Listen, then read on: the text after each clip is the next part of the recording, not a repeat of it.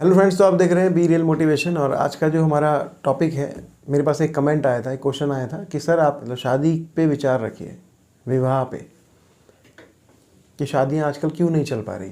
दो यात्री ट्रेन में बैठे हुए थे, तो एक यात्री ने पूछा कि वैवाहिक जीवन के बारे में मेरे क्या विचार हैं, क्या तुम्हें मालूम है। तो दूसरे ने बोला कि क्या तुम विवाहित हो। पहला हाँ, दूसरा तो फिर मालूम है।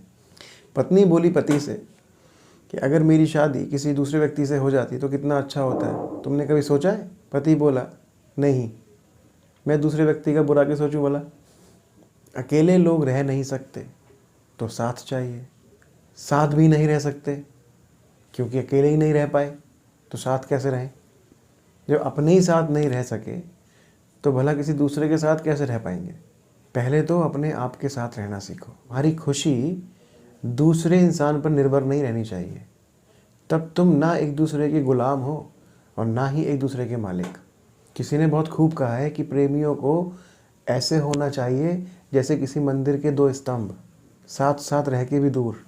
थोड़ा फासला होना ही चाहिए, और फासला तभी हो सकता है जब निर्भरता ना हो। स्वतंत्र व्यक्ति ही फासला रख सकता है। डरे हुए व्यक्ति तो एक दूसरे के अंदर घुसना चाहते हैं। पत्नी जांच पड़ताल करती रहती है कि पति का कहीं और तो कोई चक्कर नहीं चल रहा, और कई पत्नियां तो पतियों के कपड़े तक ध्यान से देखती हैं कि कोई लंबा बाल या कोई संदिग्ध निशान तो नहीं मिल जाए उस पर। पति भी नज़र रखे हुए हैं कि कहीं पत्नी तो किसी और के साथ रस नहीं ले रही। जहाँ ऐसी खुफिया गिरी चल रही हो वहाँ कैसे आनंद होगा। जहाँ एक दूसरे पे इतना भी भरोसा ना हो वहाँ कैसे प्रेम होगा। प्रेम तो अत्यंत श्रद्धापूर्ण वातावरण में जन्मता है। एक दूसरे का सम्मान करो, एक दूसरे की जंजीर ना बन जाओ। शादी के कार्ड पे सही लिखवाते हो कि मेरा बेटा या बेटी विवाह बंधन में बंधने जा रहे हैं। तुम्हें कुछ अकल है। विवाह में मुक्ति होनी चाहिए, स्वतंत्रता होनी चाहिए, बंधन नहीं होना चाहिए। इस बंधन के कारण ही तो टूट रहे हैं बंधन। लेकिन वैसे तुम सच ही कह रहे हो, इसका उपाय भी खोजा गया था। पहले बच्चा पैदा होता था और जब वो पढ़ने बैठता था, बच्चे की 25 साल की उम्र तक बच्चा गुरुकुल में पढ़ता था।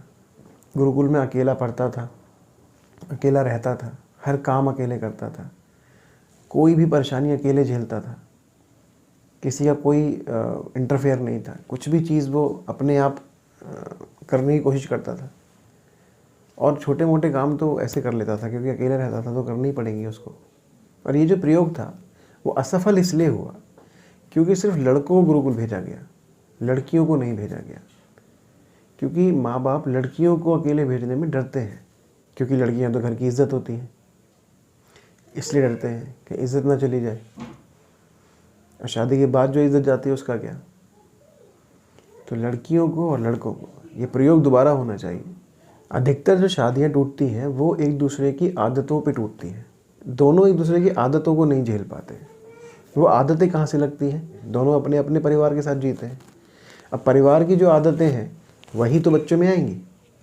लड़की की तरफ का जो परिवार है, उसके माँ बाप बहन भाई जैसे करते हैं, जैसा सोचते हैं, जैसा उनका व्यवहार है, वैसा ही उस लड़के बच्चे में आएगा। मैक्सिमम, मैं बिल्कुल ये नहीं बोल रहा हूँ कि 100% वैसा बच्चा होगा, ऐसा नहीं होता है, लेकिन मैक्सिमम व्यवहार वो उन ही लोगों का आएगा जैसा कि वो घर में देखता है। ऐसी लड़का, ऐसी लड़की, ये मेरी खुद की पर्सनली ऐसा मैं सोचता हूँ। ऐसा नहीं है कि ऐसा ही है, ऐसा ही होना चाहिए।